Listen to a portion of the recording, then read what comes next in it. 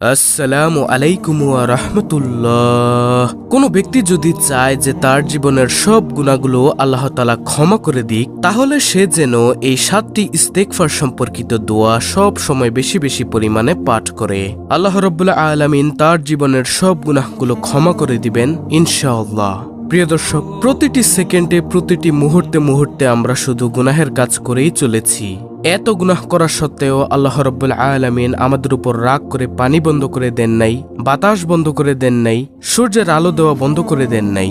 আল্লাহ রাব্বুল আলামিন এখনো আমাদেরকে মায়ার নজরে বারবার শুধু রহমতের দরজা দিয়ে ডাকতে থাকে, ও আমার বান্দা বান্দিরা, এত গুনাহের কাজ তুমি করে ফেলেছ, শোনো, এই গুনাহ নিয়ে যদি কবরের জিন্দেগিতে আসো তাহলে তোমাকে কঠিন শাস্তি ভোগ করতে হবে।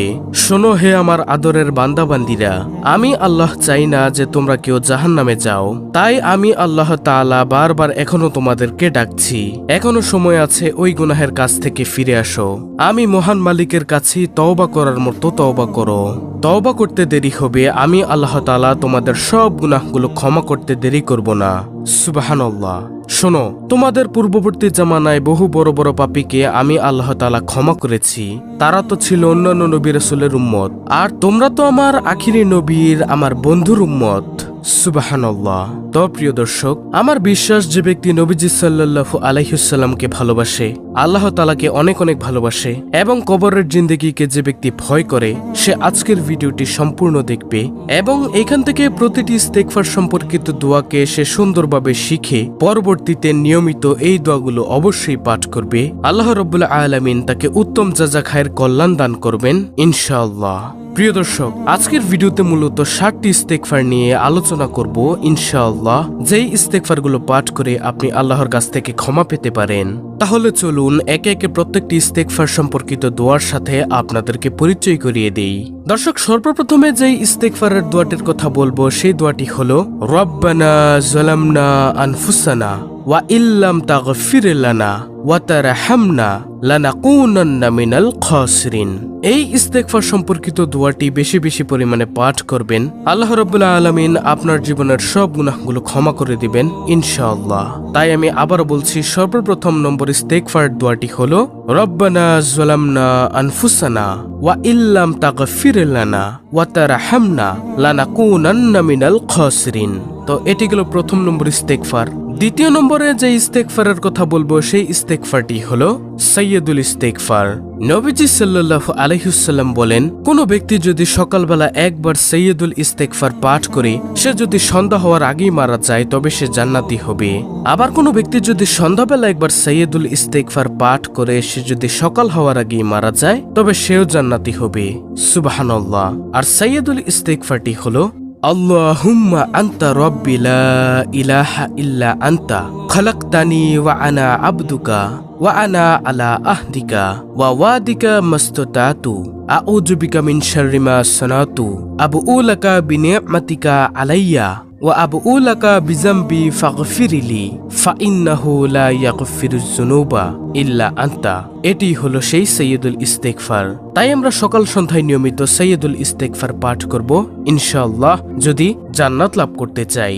হযরত আলী রাদিয়াল্লাহু তাআলা আনহুর কাছে এক ব্যক্তি প্রশ্ন করলো, ও আলী, আমাকে ওই ব্যক্তির সম্পর্কে একটু বলুন তো, যে ব্যক্তি বারবার গুনাহের কাজ করে আবার তওবা করে আবার তওবা করে ভেঙে ফেলে, ওই ব্যক্তির কি করা উচিত? আলী রাদিয়াল্লাহু তাআলা আনহু বলেন, ওই ব্যক্তির উচিত যে যতবারই এই গুনাহের কাজ করে ততবারই তওবা করে, তাই না? লোকটি বলল, হ্যাঁ। আলী রাদিয়াল্লাহু তাআলা আনহু বললেন, যতবারই সে তওবা ভেঙে ফেলে সাথে সাথে আবার তওবা করে ফেলা, তাহলে শয়তান এক সময় ব্যর্থ হয়ে বলবে, এই ব্যক্তিকে গুনাহের কাজে মশগুল রাখতে আমি অক্ষম। সুবহানাল্লাহ। একবার হযরত আবু মুসা আশআরী রাদিয়াল্লাহু তাআলা আনহু বলেন, আল্লাহর শপথ, আমাদের মাঝে দুইটি জিনিস ছিল, চিরদিনের জন্য একটি জিনিস আমাদের মধ্য থেকে হারিয়ে গিয়েছে, সেটা হলো রাসূলুল্লাহ সাল্লাল্লাহু আলাইহি ওয়াসাল্লামের উপস্থিতি। আরেকটি জিনিস আজও পর্যন্ত আমাদের মাঝে রয়ে গিয়েছে, সেটা হলো ইস্তেগফারের আমল। যতদিন পর্যন্ত আমরা ইস্তেগফারের আমল করব ততদিন পর্যন্ত আমরা ধ্বংস হব না। যখনই আমরা ইস্তেগফারের আমল বন্ধ করে দিব তখনই আমাদের ধ্বংস অনিবার্য। আশা করি প্রিয় দর্শক বুঝতে পেরেছেন কত দামি একটি আমল হলো ইস্তেগফারের আমল। তাই সকাল সন্ধ্যায় আমরা সব সময় সবচেয়ে শ্রেষ্ঠ ইস্তেগফার সাইয়্যিদুল ইস্তেগফার পাঠ করা অব্যাহত রাখবো ইনশাআল্লাহ।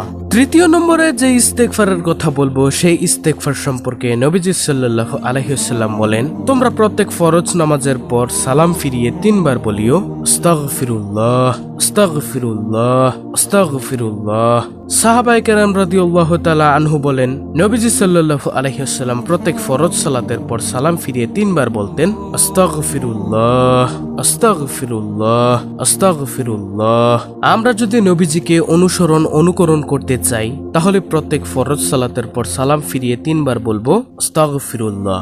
প্রিয় দর্শক, চতুর্থ নম্বরে যে ইস্তেগফারের কথা বলবো সেই ইস্তেগফারটি হলো, নবীজি সাল্লাল্লাহু আলাইহি ওয়াসাল্লাম বলেন, তোমরা বলো, রব্বানা আতিনা ফিদ দুনিয়া হাসানাতাও ওয়া ফিল আখিরাতি হাসানাতাও ওয়া কিনা আযাবান নার।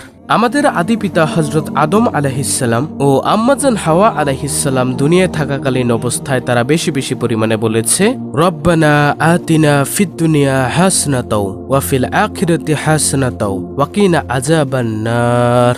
আল্লাহ তাআলার কাছে এই দোয়াটা এতটা পছন্দ হয়েছে যে আল্লাহ তাআলা এই দোয়াটিকে পবিত্র কোরআনুল কারীমের একটি আয়াত হিসেবে দিয়ে দিয়েছেন।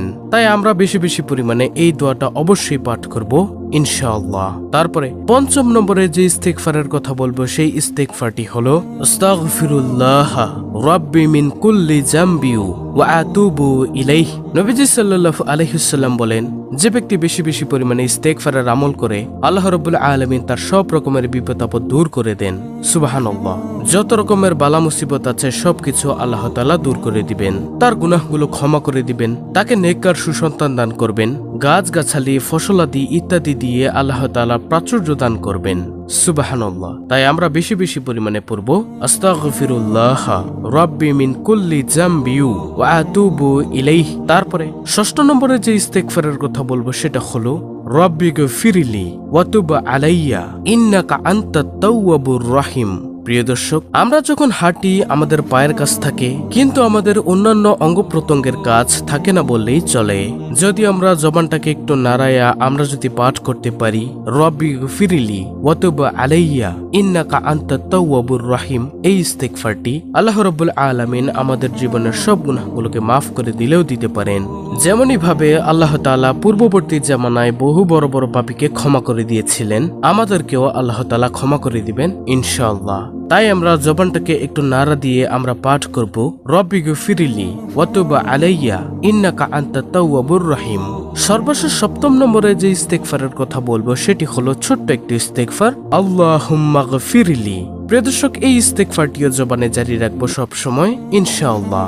যেহেতু জিন্দেগিতে আমরা গুনাহের কাজ কম করি নাই, প্রতিটি সেকেন্ডে প্রতিটি মুহূর্তে মুহূর্তে আমরা গুনাহের কাজ করেই চলেছি, সেভাবে আমরা যখনই সময় পাবো তখনই আমাদের মন থেকে অর্থ সহকারে উপলব্ধি করে আমরা এই ইস্তেগফারগুলো পাঠ করব ইনশাআল্লাহ। রব্বুল আলামিন আমাদেরকে আমাদের ভুলগুলো মাফ করে দিবেন, আমাদের গুনাহগুলো মাফ করে দিবেন এই ইস্তেগফারের আমলের মাধ্যমে। তো এই ছিল আমাদের আজকের ভিডিও, অত্যন্ত গুরুত্বপূর্ণ একটি ভিডিও। ভিডিওটি ভালো লাগলে অবশ্যই চ্যানেলটিকে সাবস্ক্রাইব করে পাশে থাকা বেল বাটন অল বাজিয়ে দিবেন, ভিডিওটিতে একটি লাইক দিবেন এবং কমেন্টে আমিন লিখবেন এবং অন্য মুসলিম ভাই বোনদের কাছে ভিডিওটি শেয়ার করে দিবেন যেন তারাও দেখে শিখে ইস্তেগফারের আমলগুলো করতে পারে। আল্লাহ রাব্বুল আলামিন আমাদের সকলকে ইস্তেগফারের আমল করে গুনাহগুলো মাফ করিয়ে নেওয়ার তৌফিক দান করুন, আমিন।